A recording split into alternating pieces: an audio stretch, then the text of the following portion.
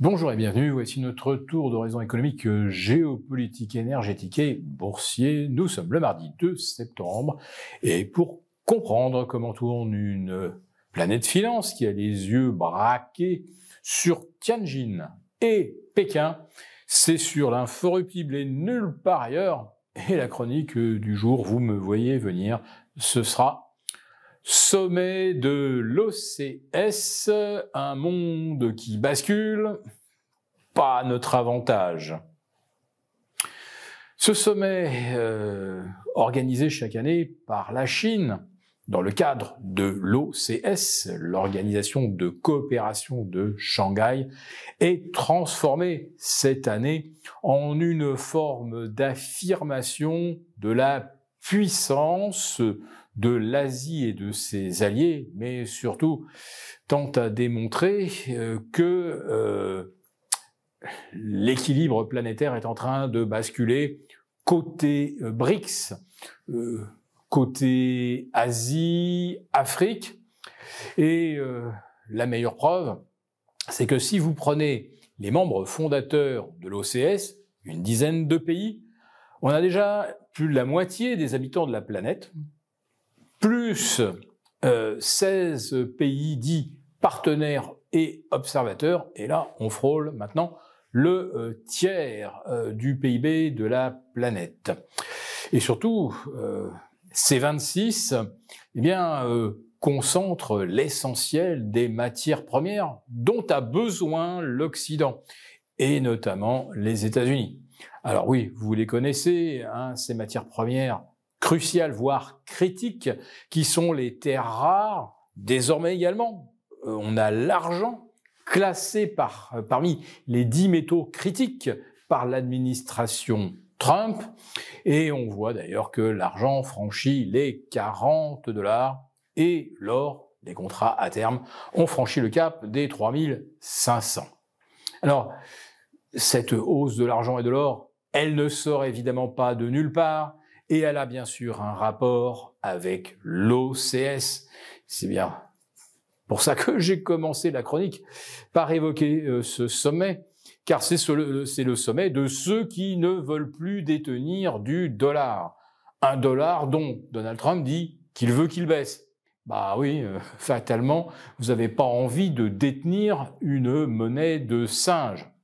Et en plus de ça, quand celui qui vous mendie de combler ses déficits abyssaux, en plus de ça, vous administre des coups de trick et des coups de matraque, vous avez encore moins envie de détenir des actifs de ce pays si jamais ça pouvait lui rendre service.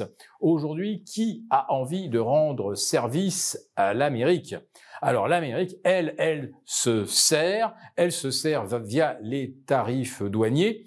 Et en dernière sorte, je rappelle que c'est le consommateur américain qui paye la note. Mais bon, ça pénalise tout le monde parce que le consommateur américain, son pouvoir d'achat n'est pas extensible à l'infini. Et s'il achète moins parce que les biens et les services sont plus chers, ceux qui les fournissent verront également leur chiffre d'affaires baisser.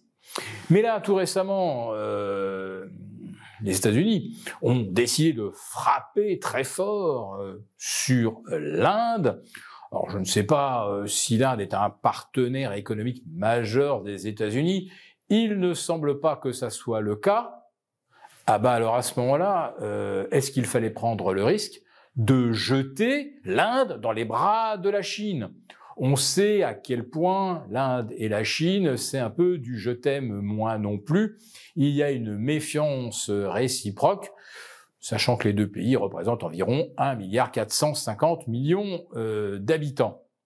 Mais voilà, depuis que Trump a infligé 50% de droits de douane à l'Inde, Xi Jinping et Narendra Modi s'entendent soudain beaucoup mieux. Et Xi Jinping a eu cette formule. Voilà, ce sommet de l'OCS marque la naissance d'une danse harmonieuse de l'éléphant et du dragon.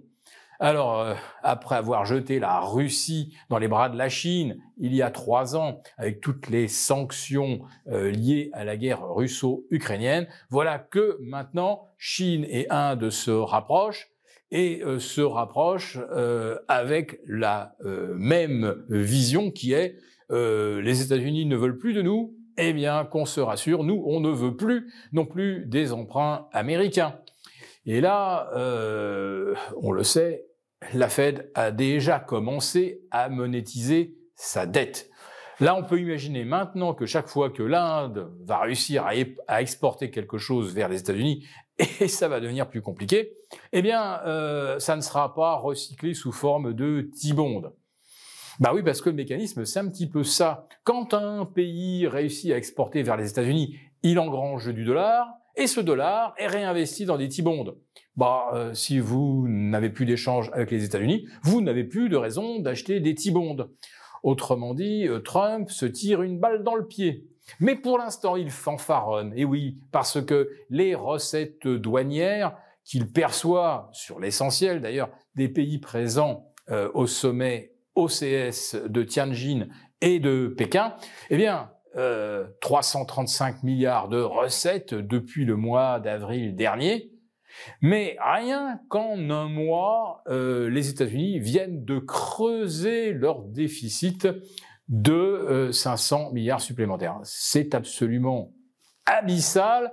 Donc, les recettes de douane ne résolvent absolument pas le problème des États-Unis. C'est qu'ils consomment de la dette comme un marin alcoolique. Alors, on peut toujours effectivement reprocher à la France d'être accro à la dette, mais regardez ce qui se passe des États-Unis. Du côté des États-Unis, ils en sont à 37 300 milliards de dettes et l'encours progresse à une vitesse phénoménale. On est à plus 7% par an et même probablement un peu plus, alors qu'en France, on est à 5,5. Alors certes, c'est pas brillant, c'est le pire score en Europe, mais regardez les États-Unis.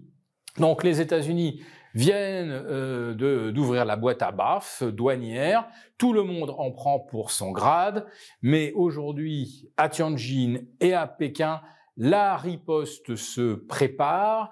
Elle ne se fera pas avec des déclarations tonitruantes comme celles que fait Donald Trump chaque fois qu'il prend la parole. Non, là, tous les pays, les 10 plus les 16 qui sont en attente, ça fait 26 pays, vont accroître leur coopération économique et surtout convenir d'échanger dans leurs monnaies respectives de façon à contourner le dollar, mais à aucun moment, évidemment, on ne lâchera le terme boycotter le dollar.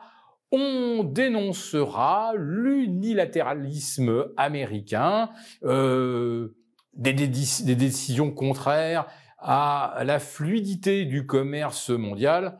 Tout le monde a bien compris de quoi il s'agit. Alors finalement, est-ce que les États-Unis vont pas se tourner vers l'Europe pour refinancer leur déficit à la place de l'Inde, de la Chine et peut-être même du Japon? La question est posée aujourd'hui et il faut remarquer également que nos emprunts à 30 ans sont au plus haut historique au-delà des 3,50, mais il n'y a pas que la France, figurez-vous. Pour l'Allemagne, c'est pareil, et pour le Japon, et pour le Royaume-Uni. Donc là, quand même, les marchés nous envoient un sacré signal d'alarme. On comprend bien aujourd'hui que l'épargne mondiale ne veut plus aller s'investir à long terme, ni en Europe, ni aux États-Unis, où les devises risquent de fondre comme neige au soleil. Pour vous remercier de votre fidélité, vous pouvez télécharger gratuitement notre rapport spécial qui contient nos solutions pour préserver votre épargne face à la faillite économique de la France, laquelle met en danger votre épargne. Il vous suffit de cliquer sur le lien en description pour l'obtenir gratuitement. Merci et à bientôt. Merci beaucoup d'avoir regardé cette vidéo. N'hésitez pas à réagir dans les commentaires ou à liker et partager cette vidéo si le contenu vous a plu. Et pour ne rater aucune de nos prochaines émissions, vous pouvez vous abonner à notre chaîne et activer les notifications. Et pour plus de contenu, n'oubliez pas que le dernier rapport rédigé par nos experts est accessible en cliquant sur le lien de description. On se retrouve tout de suite dans les commentaires et je vous dis à très bientôt pour une prochaine vidéo.